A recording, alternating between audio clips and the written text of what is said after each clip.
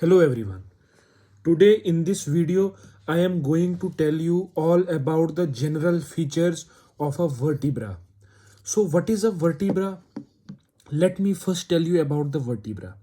Vertebra is a bone present in the vertebral column. Now what is this vertebral column? Vertebral column is a structure which possess a lot of bones in the dorsal aspect of an animal. If I will talk about ox or horse, in the dorsal end, or we can say away from the body or towards the sky, there would be a group of bones which will start from cranium towards the tail, or we can say to the base of from the base of the brain to the tail. So the constituent of that vertebral column is the vertebra. So let me today in this video I will tell you about the general features of the vertebra. So I have picked a sample of two adjoint vertebra with a lot of things to tell you. Now let us start from the base. There are two types of vertebra. The first one is typical vertebra and second one is atypical vertebra. Now what is the difference between this typical and atypical vertebra? Now the typical vertebra is that vertebra which has three things. What are these three things? The first one is body. Now what is that body? Body is a cylindrical portion. What is body? Body is a cylindrical portion which is also known as centrum. Like you can see, this is the body, this particular thing. This is the body, this thing. This is cylindrical and it is present in the ventral end. Like it is in the animal, it is present like this. This is the ventral surface and this would be the dorsal surface because it is towards the sky and it is towards the ground. So body is a cylindrical region present in the ventral end, and this body, which is also known as centrum, in the cranial end, that means the end which is towards the head of the animal, is convex. Like you can see, it is some sort of convex, and in the cranial end it is some sort of concave. It is some sort of concave. I have taken this, I think, lumbar vertebra. So these are the body. Now the second thing which should be present in a typical vertebra is the neural arc. This thing, this whole thing is the neural arc, which has this base, these lateral things and the roof. Now all the other things except this body and this neural arc constitute the processes. Now what are these? Like this and this. These are all the processes. Now what are these processes? Processes are the things which originates from main body. Like this was the main body or this neural arc. So these are the projections which originates from the main body. So all these are the processes. So let me tell you one by one about all these things. And let me clear first, all the structures or all the vertebrae which do not obey these three things like body, neural arc and processes, they will come under atypical bone.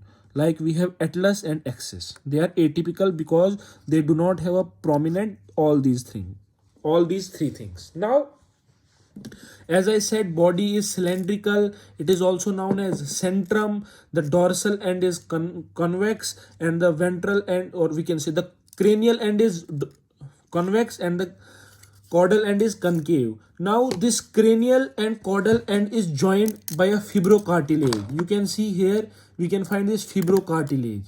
This is the fibrocartilage. This fibrocartilage, or we can say the joint between the posterior and anterior aspect of body, is joined by intervertebral disc. This disc between them is known as intervertebral disc. It is a fibrous joint present between these two aspects of the body. Now in case of lumbar vertebra, we also find these articular processes here. These articular processes are known as capitular processes. What thing? Capitular processes. And when these capitular processes get joined with the preceding vertebra, they make another cavity there.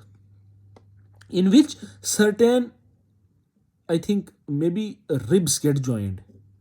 In lumbar or thoracic, maybe in thoracic they are present, so where ribs get joined. Now let me tell you about the neural arc. When I will tell you about lumbar and thoracic, then I will explain about this. But today in this video I am going to tell about all the general features, because we haven't covered this thing in our video lectures. Now in this neural arc, this is the neural arc, and this thing, these are the lateral things which are known as pedicle.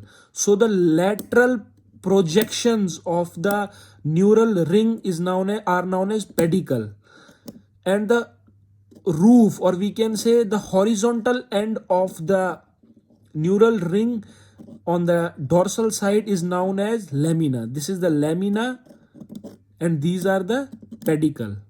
Now these pedicle are notched in the ventral end. You can see this is a notch kind of a thing present. This is the notch, like here you can see. These notches formed by the pedicle, when the anterior and posterior notches join, they make a foramen or a canal, which is known as intervertebral canal. Now why intervertebral? Because they are present between the two vertebrae. Okay, so this was all about the neural ring, and this cavity is the which cavity? Vertebral foramen or vertebral canal, through which the spinal cord passes. Now on the roof of this body, or we can say the base of this neural ring, we have a ridge here. This is the central ridge through which certain ligaments and muscle passes. This is the ventral ridge, and inside this ventral ridge, if you can see, there are some grooves, some holes.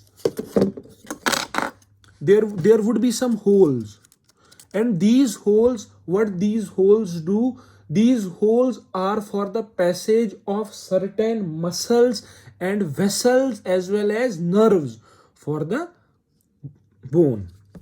Now let us finally come to the processes. Let me first tell you about this dorsal spinous processes. This is the dorsal spine processes. It would originate from the lamina region of the neural ring. This is prominent, you can see, in various bones. And in the ventral end, you will find the ventral spinous process, which also gives attachment to certain muscles which will run in the caudal end. Now these processes, which are present transversely and which originates from the body, are known as transverse processes. And the processes which you can see in the anterior as well as posterior end, this is the anterior end of the vertebra, and this is the posterior end. In the anterior as well as posterior end, you will see certain processes which are known as oblique processes. You can see these are obliquely formed. Now these oblique processes are also known as articular processes. Now why they are known as articular processes?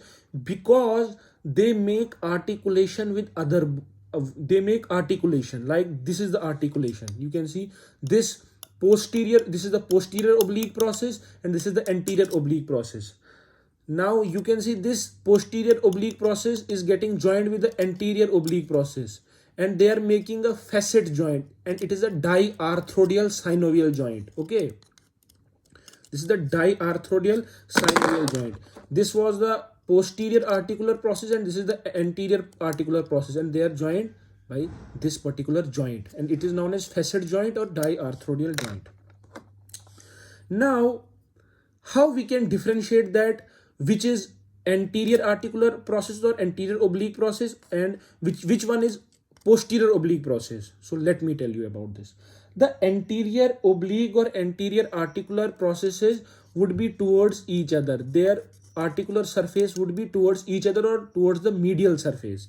They would be directed upwards. But these posterior oblique processes, this is the posterior oblique processes, they are directed downwards. They are away from each other. Like this is the joint here. These are the posterior oblique processes, and they are toward away from each other. So in this way, you can also find the cranial and caudal end. How you can find the which particular part of the vertebra is towards the cranium, or which would be towards the tail. So the portion in which the body is convex, it would be towards the cranium, and the portion which is concave, it would be towards the tail. And the second thing from which you can differentiate between cranial end and caudal end are these articular processes. When articular processes are towards each other, it would be cranial end, and articular processes are away from each other, that would be caudal end. So now there are two more processes which are present in some bones, and they are accessory and mammillary processes. Now in certain vertebrae there are processes which are present between transverse and anterior oblique processes. Listen everybody, when there is a process which is present between transverse process and anterior oblique process, that would be known as mammillary process. I would repeat, mammillary process is that process which is present between the transverse and anterior oblique process. And there is another process which is known as accessory process. Like here, accessory process is that process which is present between transverse process and posterior oblique process. What is accessory process? It is the process present between transverse and posterior oblique process. So this was the all about a typical vertebra. Like what you have to remember here, you have to remember that it contains a body, neural arc, and processes. In processes, which are the processes which are prominent? Transverse, dorsal spinous process, ventral spinous process, articular or oblique process, sometimes mammillary and sometimes accessory process. And in the neural arc, you would be having the pedicle in the lateral end and lamina on the horizontal or dorsal end. So this was all about the typical vertebra. Thanks.